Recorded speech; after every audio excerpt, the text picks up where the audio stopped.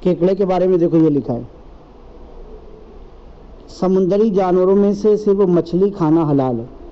کیکڑا چونکہ مچھلی کی کسی قسم میں شامل نہیں بلکہ کیکڑے کا شمار دریائی کیڑوں میں ہوتا ہے، اس لیے کیڑا کھانا مکروہ تحریمی یعنی حرام ہے۔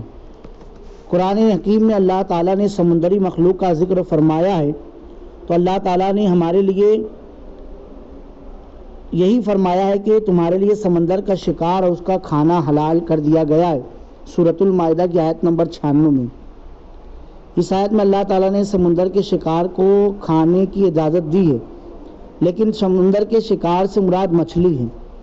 اور پھر حدیث پاک میں بھی ہے کہ تمہارے لیے 2 مردے حلال کیے گئے، ٹڈی اور مچھلی، یعنی یہ دونوں بغیر ذبح کے بھی پکڑے جائیں اور مر جائیں تب بھی حلال ہیں، لہذا کیکڑے کے حلال ہونے کے لیے اس آیت کو پیش کرنا درست نہیں۔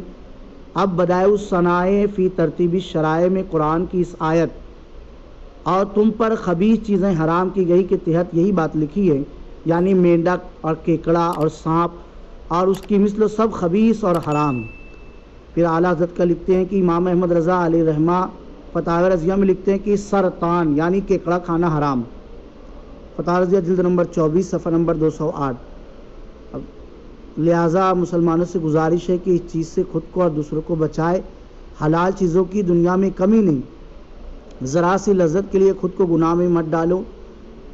اور جو لوگ کیکڑے کا سوپ پی رہے ہیں تو کیکڑے کے سوپ کا بھی یہی حکم ہے کہ وہ بھی حلال نہیں، حرام ہے اور اس کا پینا گناہ ہے۔